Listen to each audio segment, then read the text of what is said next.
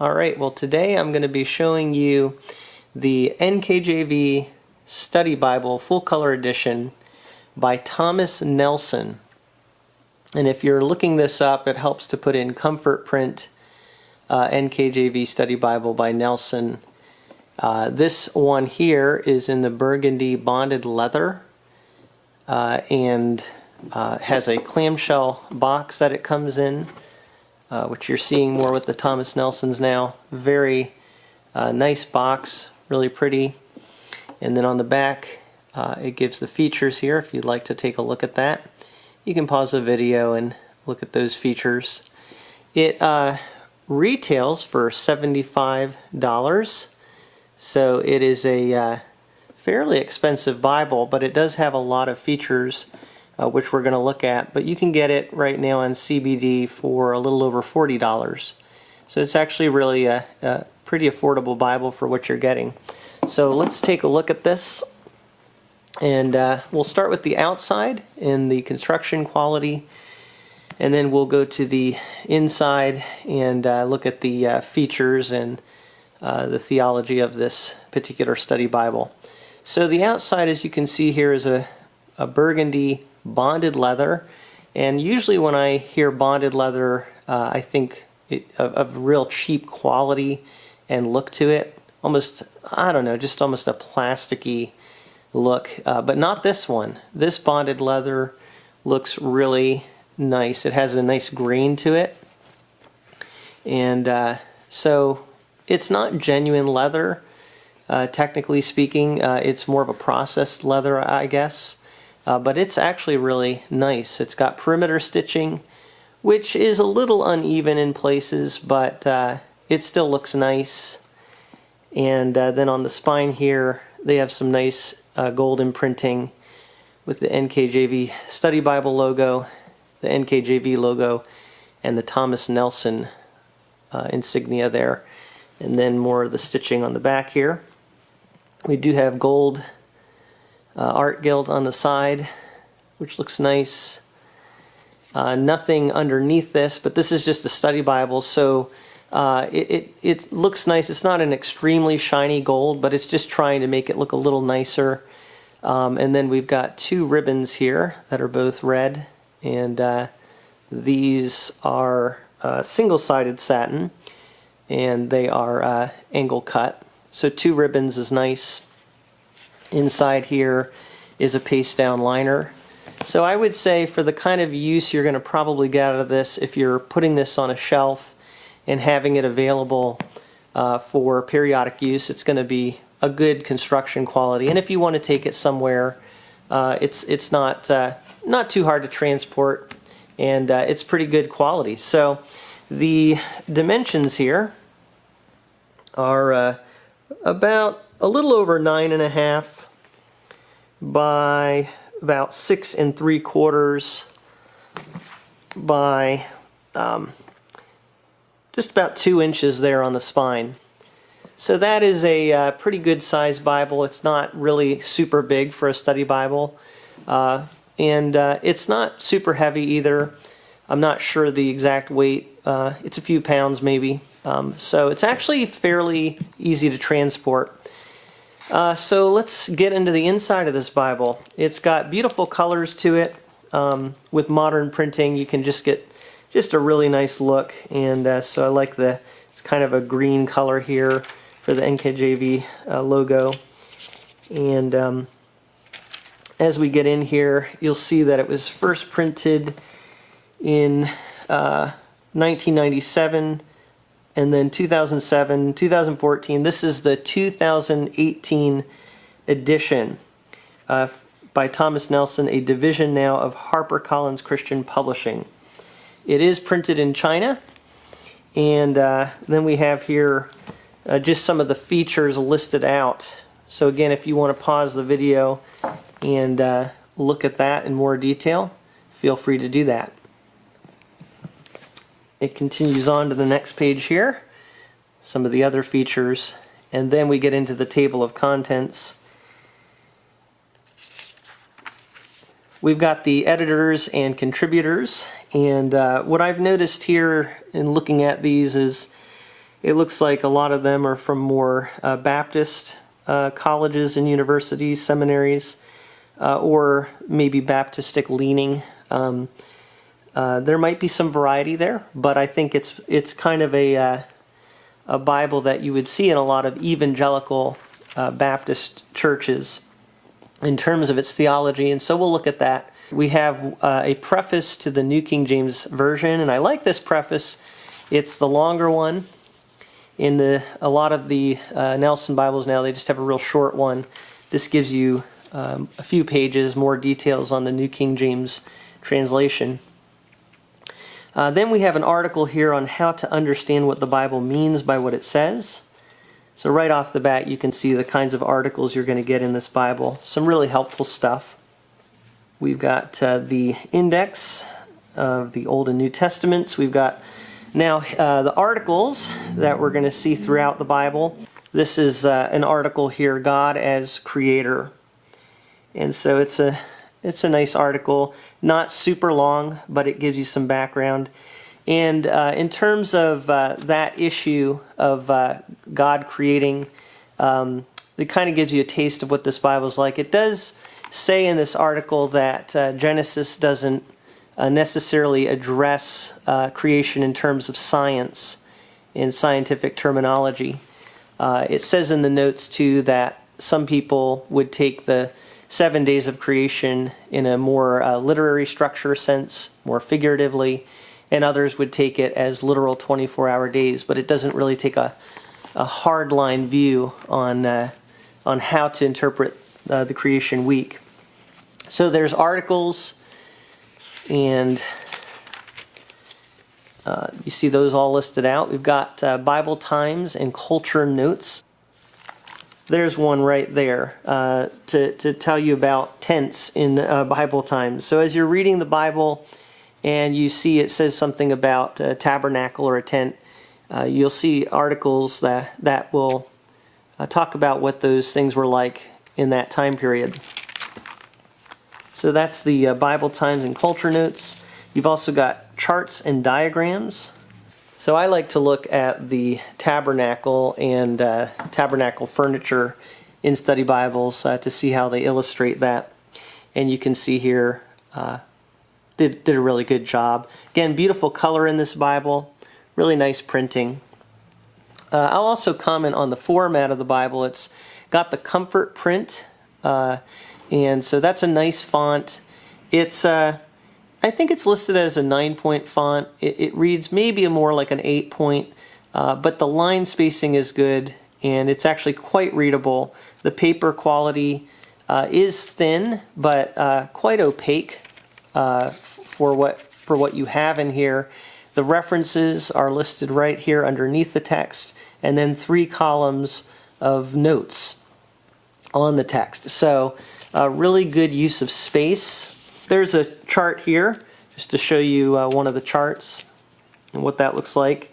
And again, really nicely done, aesthetically pleasing, but also really useful.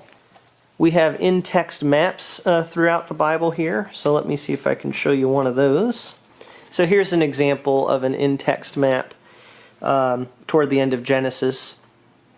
And this one is really showing the area of Egypt in the time of Joseph. So you're going to get maps like this throughout the Bible, which you often do in study Bibles. Really helpful. Then we have word studies. This reminds me of the Christian Standard Bible, how you have these word studies smattered throughout the text. And so here's one right here. It says seed, which is a Hebrew word, zera, and then it gives some different references for where it's used. And what I like here, it also has the Strong's reference number. So if you're using the Strong's Concordance or an online reference tool that uses Strong's numbers, it actually has that right there for your study purposes. And then it tells a little bit about the word and its usage. So nice word studies scattered throughout this Bible. Quite a few of them there, as you can see. Then we start getting into the text. This is the Old Testament. And what you'll get with each book of the Bible There's a really nice color introduction, a little synopsis of the book that you're reading, and then we have the author and background, the principal message of the book. I like to, not only do they give you that background, but then they go to what the book says in relationship to Jesus and how it points to him. And you're going to get that, I think, with each book of the Bible. It's going to have a section on Christ in the Scriptures and show how this book of the Bible points to Jesus. It also will have a timeline that shows you some of what's happening around the time of the writing of the book. So that helps you put it in historical context. And then you have a really nice outline here that helps you to see the structure of the book that you're studying. I love study Bibles. I always encourage people to get a study Bible so that it really helps you understand as you're reading the Bible a little bit more of who wrote it and why they're writing it. Puts you in their world a little bit more, and that will help you to understand it. So I'm just going to show you one of the nice things about this format as you get, for example, into the Psalms. Because you have these wider margins, the references are on the bottom, you really get the nice full lines of poetry often. And I think that looks really good. So again, that's the comfort print. It looks really nice. I think they're just doing a great job in their formatting. This shows you some of the pictures, illustrations that you get in the Bible. So just really well done. Beautiful color in this. And we're going to get to the New Testament here. What I like as you're heading into the New Testament is you're going to actually see before, we have an article here thinking about the study of the New Testament by D.A. Carson and Douglas Moo. So after a couple articles here in the New Testament, we have a harmony of the Gospels. A harmony of the Gospels that shows the life of Jesus, the different years of things that happened in his life, and then the events and the location, and then where it's talked about in each of the Gospels, Matthew, Mark, Luke, and John. So again, these charts are really nice, aesthetically pleasing, and really easy to look at and use. And then, of course, we have introduction to the book of Matthew, which you're going to get with each book of the Bible. I like this. This is the house of Herod. It's showing you the King Herod and that family. When you read Herod in the Bible, it's more than one Herod. It's a family, and so that's showing you who they are and what they're where they reigned. You also have here a depiction of Herod's temple, which was a beautiful complex in Jesus' day. And so you get to see what that looked like, or a depiction of what it might have looked like.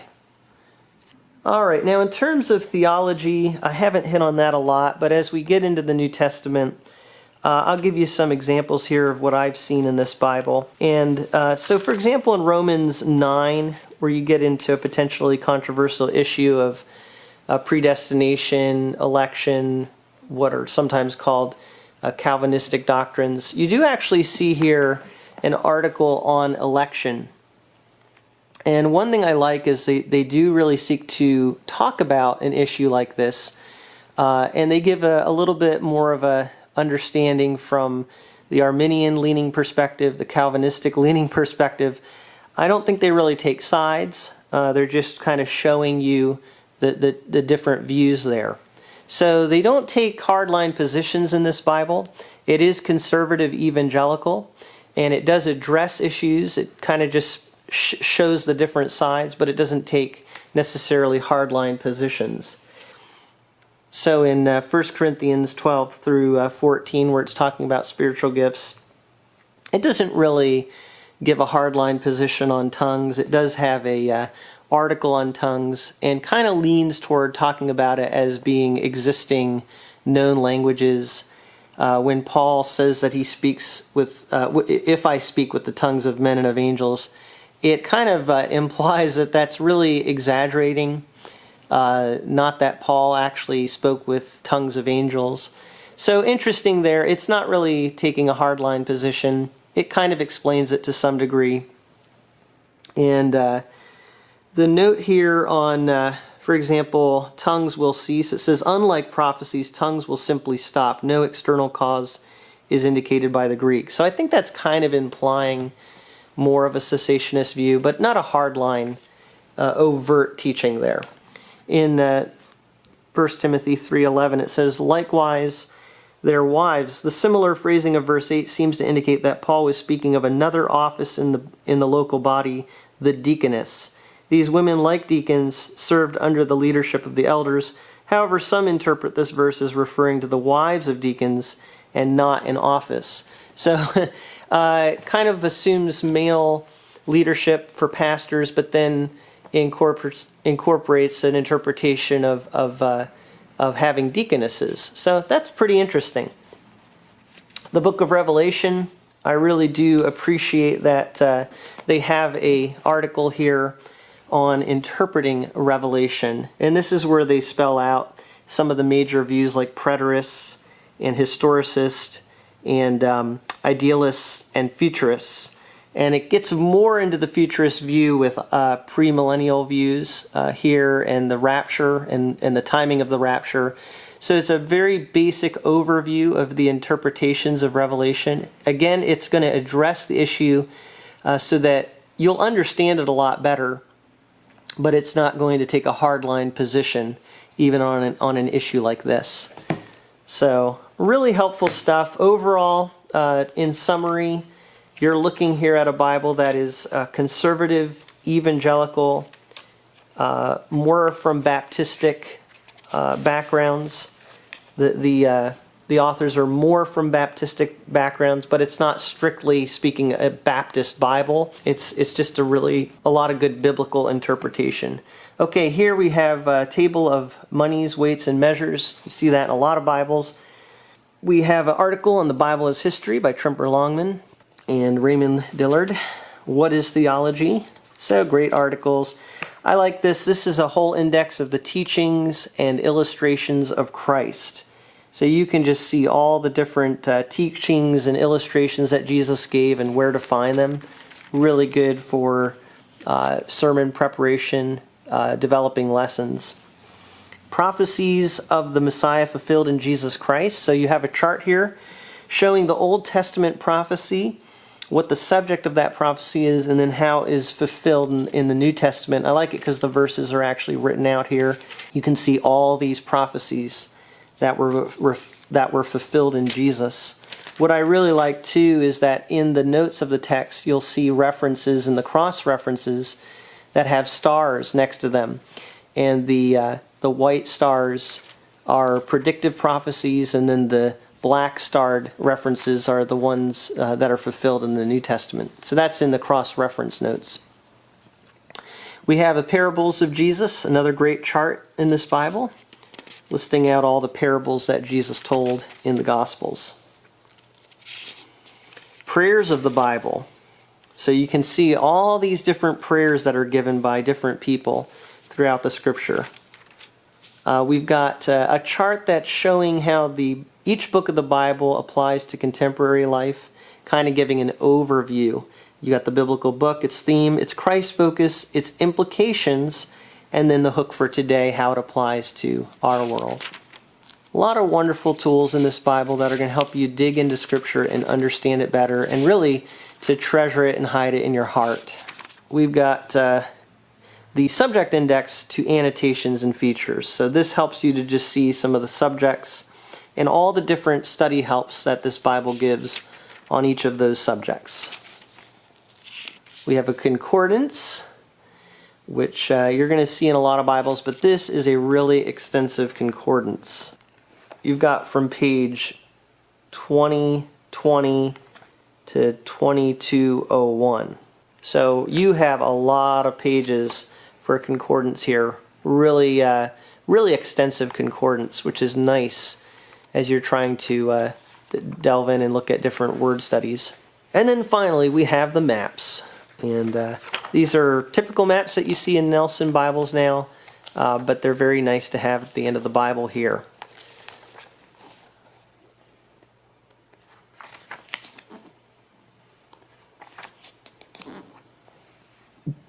So there you go. That is a pretty extensive look at the NKJV Comfort Print Study Bible, full color edition by Thomas Nelson, which I believe just came out last year, and I would say is a invaluable tool that if you are someone who wants to study Scripture in depth, this is a good Bible to have on your shelf. So thank you so much for watching this review from a Frisch perspective.